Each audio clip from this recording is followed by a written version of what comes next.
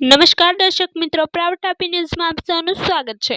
મુખ્યમંત્રી શ્રી ભૂપેન્દ્ર પટેલ સોમવાર તારીખ 15મી જાન્યુઆરીએ તેમના અન્યત્ર પૂર્વ નિર્ધારિત રોકાણોના કારણે પ્રજાજનો, નાગરિકો તથા જનપ્રતિનિધિઓને મુલાકાત માટે મળી શકશે નહીં।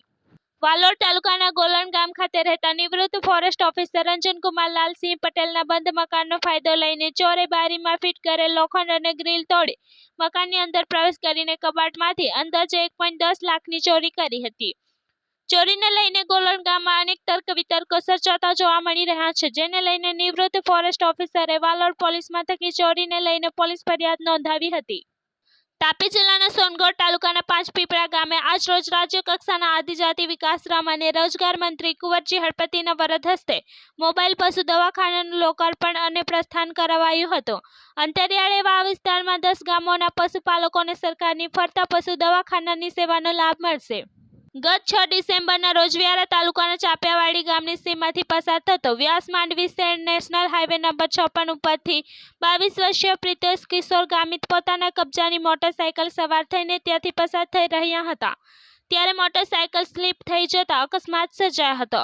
અકસ્માતમાં ગત 13મી ડિસેમ્બરના રોજ યુવકનું સારવાર દરમિયાન મોત નીપજ્યું હતું, જેને લઈને ગતરોજ કાકરાપાર પોલીસ મથકે અકસ્માત અંગેનો ગુનો નોંધવામાં આવ્યો છે।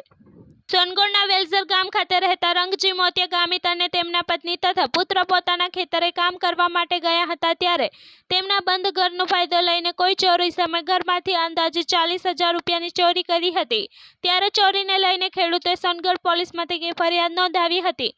સોનગઢ પોલીસે ચોરી અંગેનો ગુનો નોંધી આગળની કાર્યવાહી હાથ ધરી છે। અયોધ્યા ખાતે ભગવાન શ્રી રામના ભવ્ય મંદિરની પ્રાણ પ્રતિષ્ઠાનો પવિત્ર અવસર આગામી તારીખ 22મી જાન્યુઆરીના રોજ યોજાવાનો છે, ત્યારે વડાપ્રધાન નરેન્દ્ર મોદીએ આ પવિત્ર ઉત્સવના સંદર્ભમાં તારીખ 14/1/2024 થી 22/1/2024 સુધી દેશભરના તમામ નાના મોટા ધર્મસ્થાનોની સ્વચ્છતા સફાઈ માટે સાર્વત્રિક રીતે સફાઈ અભિયાન હાથ ધરવા માટે દેશવાસીઓને આહવાન કર્યું છે।